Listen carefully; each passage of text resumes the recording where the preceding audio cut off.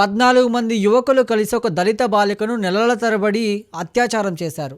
అసలు ఏం జరిగిందంటే, అనంతపురం జిల్లా రామగిరి మండలం ఏడుగుర్రాలపల్లెలో ఒక దళిత మహిళను ప్రేమిస్తున్నానంటూ నమ్మించాడు అభిషేక్ అనే వ్యక్తి. అలా నమ్మించిన తరువాత అత్యాచారం చేశాడు. వీడు అత్యాచారం చేసినట్లు వాళ్ళ స్నేహితులకు కూడా చెప్పాడు. ఇలా వాళ్ళ స్నేహితుడు కూడా ఆమెను అత్యాచారం చేసి ఆ చేసిన మొత్తాన్ని సెల్ ఫోన్ లో రికార్డ్ చేశాడు. ఆ వీడియో చూపించి బెదిరిస్తూ కొన్ని నెలలుగా 14 మంది యువకులు ఆ అమ్మాయిని అత్యాచారం చేశారు. అయితే బాలిక ప్రెగ్నెంట్ అవడంతో ఈ విషయం వెలుగులోకి వచ్చింది. ఇక్కడ ట్విస్ట్ ఏంటంటే, కొంతమంది ఈ కీచకుల తరపున పెద్ద మనుషుల అవతారం ఎత్తి పంచాయతీ చేశారు. అయితే కేసు నమోదు కాకుండా బాలిక తల్లిదండ్రులను దగ్గరలో ఉన్న గుట్టల్లోకి తీసుకెళ్లి నిర్బంధించారనే ఆరోపణలు కూడా వచ్చాయి. అయితే దళిత బాలిక కుటుంబం కనిపించకపోవడంతో పోలీసులకు అనుమానం వచ్చింది. ఇక పోలీసులు విచారిస్తే ఈ ఉదాంతం మొత్తం బయటపడింది. అందులో 6 మందిని పోలీసులు అరెస్ట్ చేశారు. మిగతా వాళ్ళ కోసం గాలిస్తున్నారు. వీళ్ళ మీద పోక్సో యాక్ట్, SC/ST అట్రాసిటీ యాక్ట్ల కింద కేసులు బుక్ చేసి